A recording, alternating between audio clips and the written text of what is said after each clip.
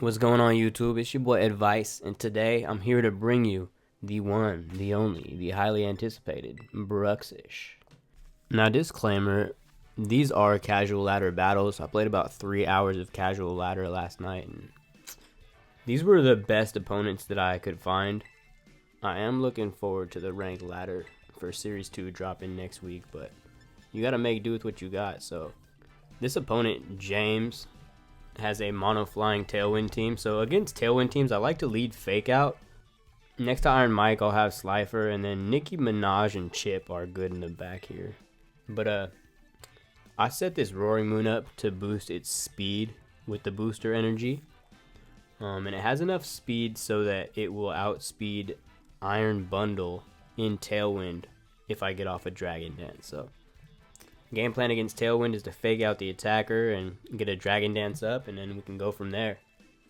But yeah, Umbreon is great in this matchup. If they don't have a fighting type or a fairy type, Umbreon is almost impossible to take out. So that's the game plan. Try to do as much damage as we can with our lead, and then Umbreon and Bruxish should clean up.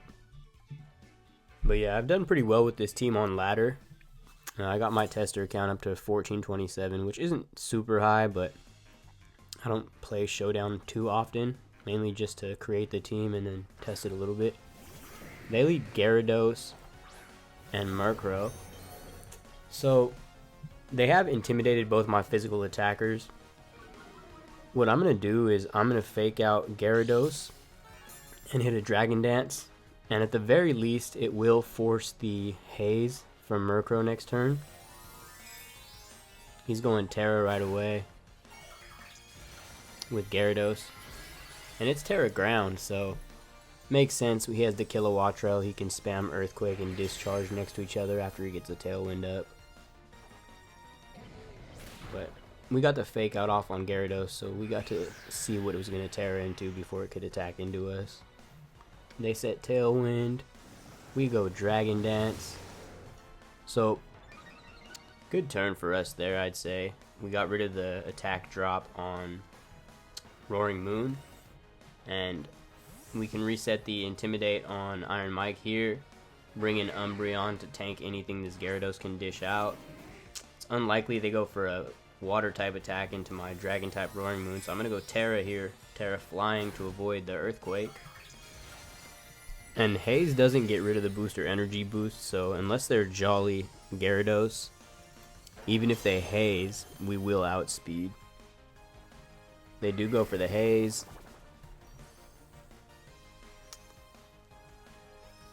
But you can see we're still faster. We get off of Acrobatics. This is neutral. Doesn't quite pick up, but it does great damage into Gyarados. And there's the Earthquake. We avoid that with Slifer.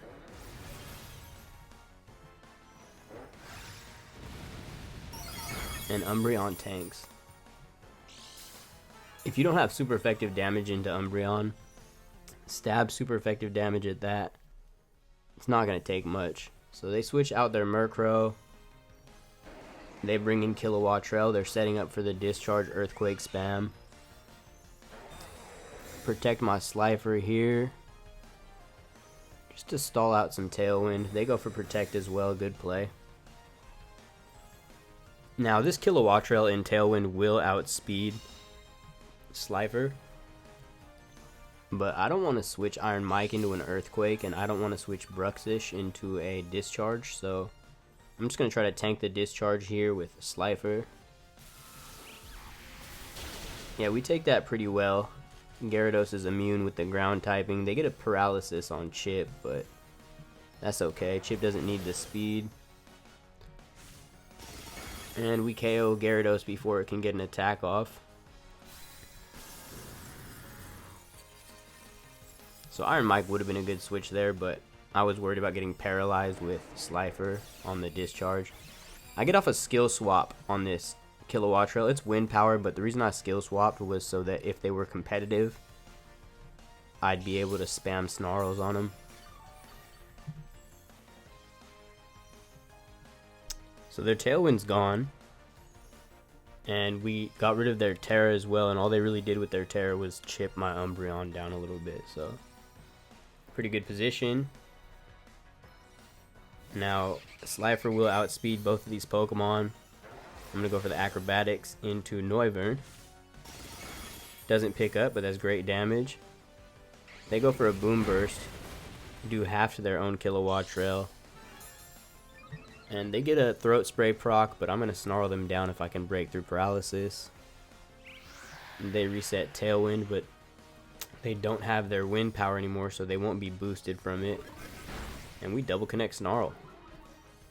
Drop both of their special attacks. So Noivern is neutral, Kilowattrel is -1, and Umbreon's just recouping its health. We'll protect Slifer, try to stall out another turn of Tailwind. And they U-turn off of Umbreon. Super effective, but it doesn't do much because it's not stab. And Noivern isn't a great physical attacker.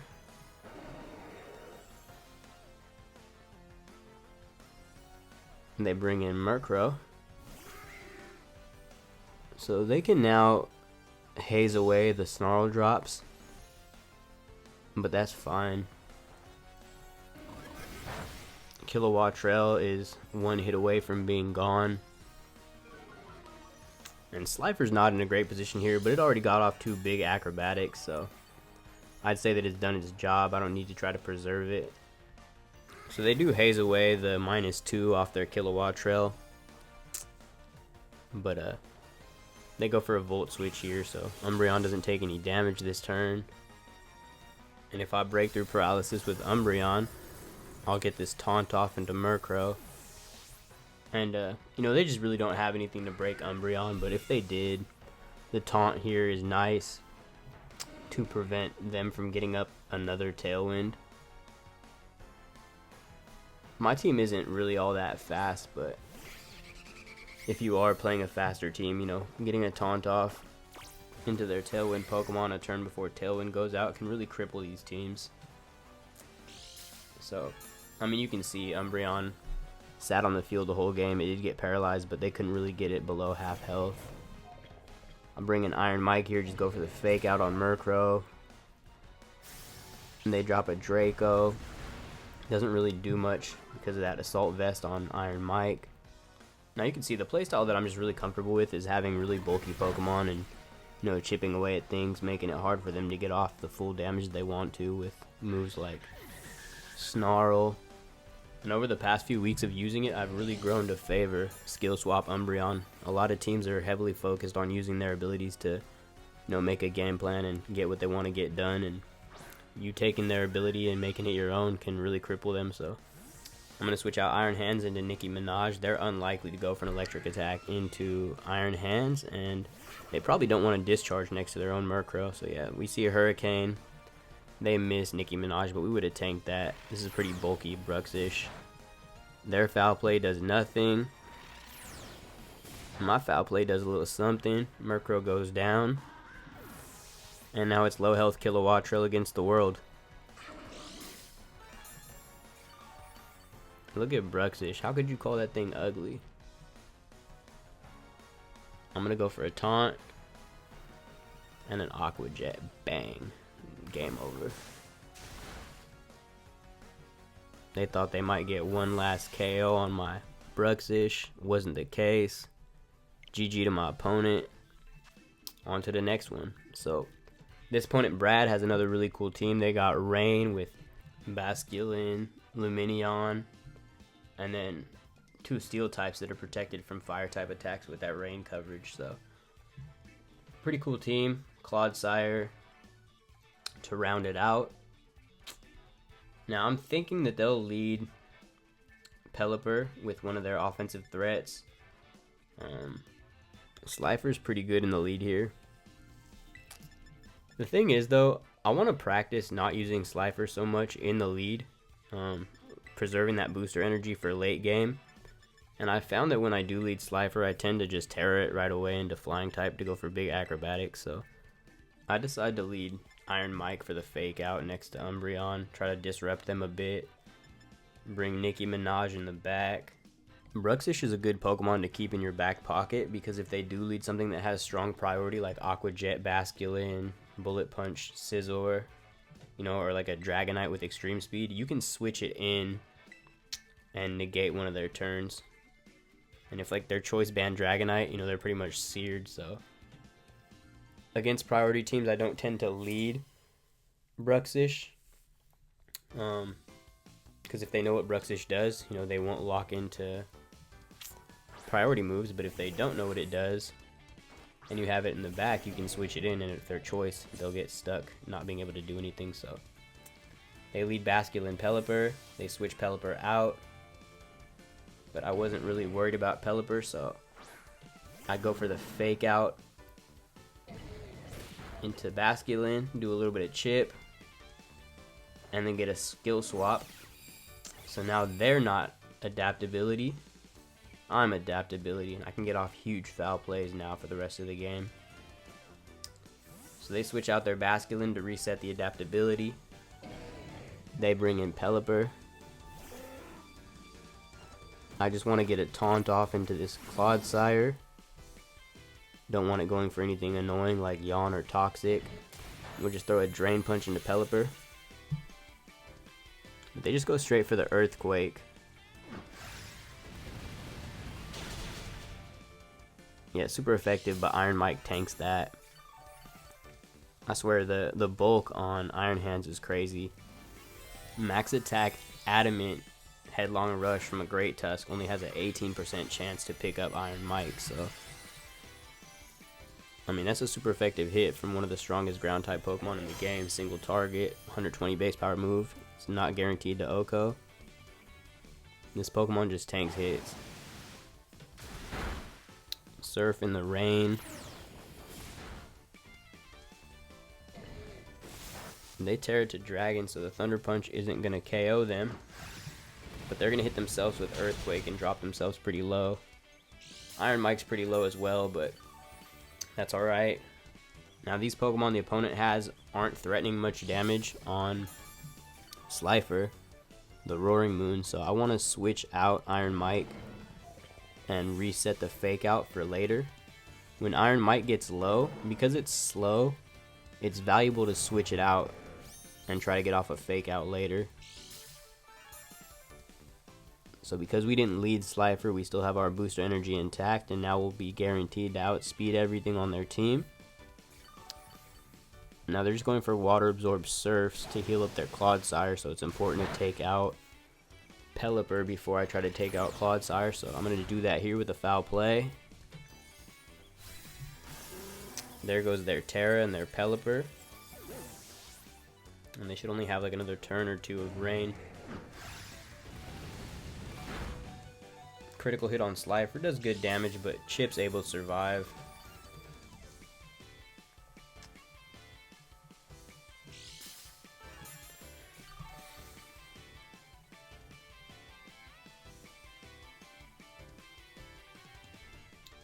Okay, they bring out Basculin. They've got Rain and they've got their adaptability, so I just want to protect Slifer, stall out the Rain. And they go for the Wave Crash into it. And I'll get this adaptability boosted foul play off into Basculin. And bang. It's going down. Okay, so they have Clodsire and one other Pokemon. Poison Jab doesn't take out, but we do get poisoned, so we will lose Chip this turn. But Chip disrupted their lead really well, stealing their adaptability away, and then used it against them to take 2 KOs. So once it goes down here, we can bring Iron Mike back in. We have a fake out on deck.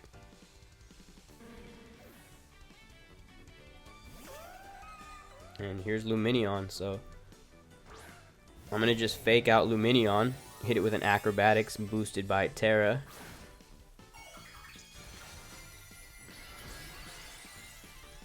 And a great play you can make here if you know that they have Protects on the team, like in an open team sheet format, or if they've showed Protect already, you can just go for Fake Out and Dragon Dance, and that covers for them protecting. Some people use Tailwind on Roaring Moon, but I'm not a big fan of Tailwind because it's pretty easy to stall out. I definitely favor getting the attack boosts on Roaring Moon and making it into a mega threat. I just find that when you're playing Tailwind, you're forced to play really aggressively, and you know, playing defensively and, you know, protecting your threats when they're in a threatening position can cause the opponent to double up into your protects, and that can really help you carve out a lead. So that's the play style that I prefer. Just kind of sitting back, being patient, taking what comes to you, taking the more guaranteed KOs, and you know, giving your opponent a lot of opportunities to make mistakes themselves. So I'm going to go for a Psychic Fangs. You can see my moveset is mixed. I have Water Pulse, Icy Wind, Psychic Fangs, and Aqua Jet. That way, whether Bruxish is snarled or burned, they have to do a lot to stop it from putting out significant damage. And its attacking stats aren't super high, 127 on both sides, but that's good enough that it can do the chip you need to pick up KOs with your bigger hitters. So I'm liking the way Bruxish plays, and stopping priority has been super invaluable. So good game to my opponent. On to the next one. We got Dono. He's got a Sun team with Palafin and Bellybolt. Now the biggest threat on this team is the Charizard with Solar Power Boost. So I'm going to bring Umbreon. I should be able to tank any hits they have to dish out. I'll bring Iron Mike for the fake out. Nicki Minaj in the back to stop Jet Punches from the Palafin. And Slifer's really good to shut down Skeledirge. Throat Chop completely stops Torch Song. But I just actually played this opponent the game before this, and I don't want to run the same lead, so I'm going to switch it up. I'm going to bring Great Tusk into this matchup just to switch it up, and we'll go Iron Mike and Bruxish in the back.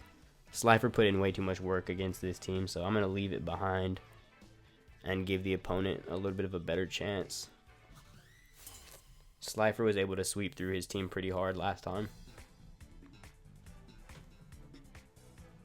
But it is an interesting team, so I want to see what it can do. Okay, he goes with a Scovillain lead. He didn't bring Scovillain last time, so I don't know if this is a physical or a special Scovillain, so I'm going to just protect Tusk. He had pretty much all special attackers in the back, so I went with Snarl with Umbreon just in case he hard switched to Palafin. He doesn't, and it stays in, but we'll get some chip off. And we find out that it is a physical Scovillain, but that's alright. Snarl misses on the Scovillain, so if it was sashed, we don't break the sash, but that's okay. We'll switch out Tusk into Iron Mike, because Iron Mike can tank anything these Pokemon have to offer. And they go for a flip turn. Does a tiny bit of chip. See, that's the thing I really like about having bulky Pokemon instead of frail attackers, is that it allows you to reposition really well. You're not always going to get turns correctly. You know, your opponent's going to outplay you sometimes. And it's really nice to be able to comfortably switch in Pokemon and not worry about them taking too much damage, so that, you know, you can bring games back. Yeah, we didn't take very much damage from that. I get off a foul play into physical Scovillain, and it does OHKO because Scovillain has very little bulk. So just like that, and we sacrificed less than half of our health on our Iron Hands, we have Fake Out on deck, and we've already taken a KO. So I fake out their Charizard. They don't protect. I go for a Snarl. And now their biggest threat has been neutered just a little bit. It's still in the sun. It still is a Charizard, but yeah, Heat Wave does nothing. And they take a little Solar Power chip. And I'm confident that Umbreon can survive a double up. They do go for a Terra here.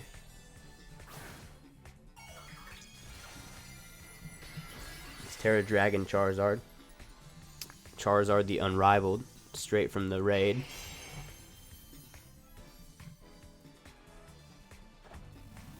And we're going to go for Terra Fire on our Assault Vest Iron Hands, just to make sure we can tank any fire type attacks. I really like Terra Fire Iron Hands.